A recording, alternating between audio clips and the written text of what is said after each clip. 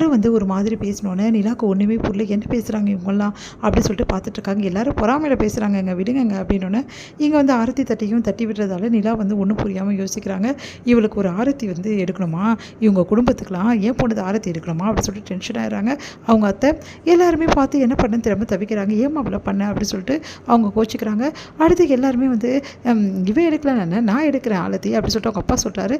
அதெல்லாம் ஒன்றும் வேணாம், நான் தான் ஆரத்தி தட்டி விட்டுறாங்களே, ஒன்றும் பிரச்சனை இல்லை, நான் எடுக்கிறேன் அப்படின்னு சொல்லிட்டு வீட்டில் வந்து என்ன பண்ண சேரன் வந்து நானே இந்த மாதிரி பண்ணுறேன் அப்படின்னு சொல்கிறாரு.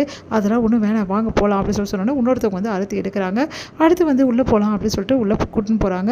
என்ன பண்ணோம் அப்படின்னு சொல்லிட்டு முடிச்சுட்டு இருக்காரு சேரன்.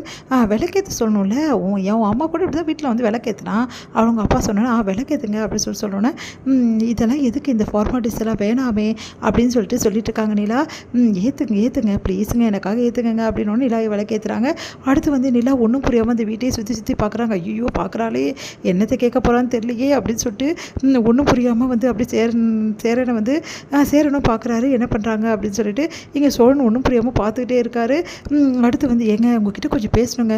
ஐயோ என்ன பேச போகிறதில்ல, இல்லை நீங்கள் வேறு மாதிரி சொன்னீங்க, இங்கே வந்து பார்த்தா எல்லாருமே வேறு மாதிரி இருக்கே அப்படின்னு சொல்லிட்டு கேட்டுகிட்டே இருக்காங்க. அந்த டைமில் யாரோ வர்ற மாதிரி இருக்குது. ஒன்றும் புரியாமல் எல்லோரும் வந்து பார்க்குறாங்க.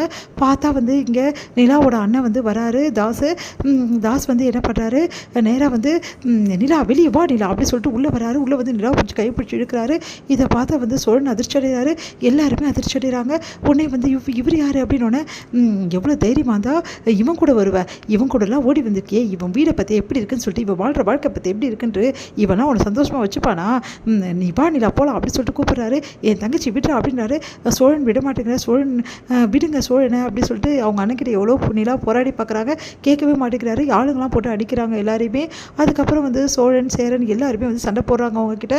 அப்போ நிலாவை அடிக்க போகும்போது அவங்க தம்பி வந்து லாஸ்ட்டு தம்பி வந்து என்ன பண்ணுறாரு, அப்படியே தாங்கிக்கிறோன்னா அவரும் நல்லா போட்டு அடிச்சிடுறாங்க.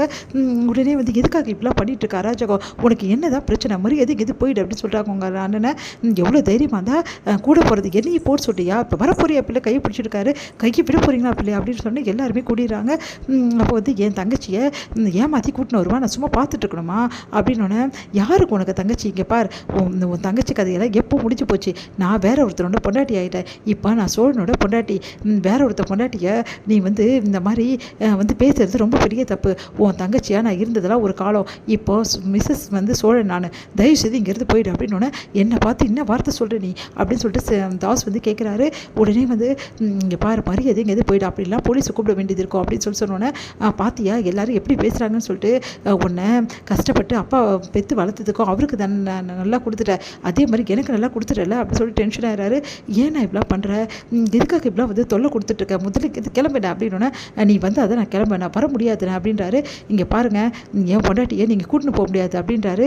உடனே எல்லாருமே வந்து கூட்டிக்கிறாங்க. அவ்வளோதான் ஒன்று அப்படின்னு சொல்லிட்டு பேசிகிட்டு இருக்கும்போது கரெக்டாக தாஸுக்கு ஃபோன் வருது. ஐயோ அப்படி சொல்லிட்டு தாஸ் வந்து வாங்க முதல்ல போகலாம் அப்படின்னு சொல்லிட்டு போகிறேன். அண்ணா என்ன ஆச்சுண்ணே அப்படின்னோடனே, உன்னை என்ன செய்கிறேன் பாரு, உன்னெல்லாம் நான் சும்மாவே விட மாட்டேன் அப்படின்னு சொல்லிட்டு போகிறாரு. இங்கே வந்து தாஸ் வந்து அப்பாவுக்கு என்ன ஆச்சுன்னு தெரியலையே அப்படின்னு சொல்லிட்டு ஓடி போகிறாரு. இங்கே வந்து என்னங்க இப்படி பண்ணிட்டாங்க அப்படின்னோடனே, என்னங்க ரொம்ப அடிபட்டுச்சா அப்படின்னு சொல்லிட்டு எல்லாருமே வந்து பார்க்குறாங்க. பையனுக்கு அடிபட்டுச்சு சின்னவனுக்கு அப்படின்னு சொல்லிட்டு ஓடி போய் பார்க்குறாங்க. சாரிங்க எல்லாரையும் நான் மன்னிச்சிடுங்க, என்னால் தான் உங்களுக்கு எல்லாருக்கும் கஷ்டம், நீங்கள் எல்லோரும் வந்து கஷ்டப்பட வேணாம், நான் இங்கே இருக்கிற வரைக்கும் என் அண்ணனும் என் அப்பாவும் வந்து சொல்ல கொடுத்துட்டே இருப்பேன், நானாக வீட்டை விட்டு போயிடுறேங்க அப்படின்னோடனே எல்லாருமே அதிர்ச்சி அடைகிறாங்க. என்ன சொல்கிறாங்க இவங்க அப்படின்னு சொல்லிட்டு சோழன் என்ன பண்ணுறதுன்னு தெரியாமல் தவிக்கிறாரு.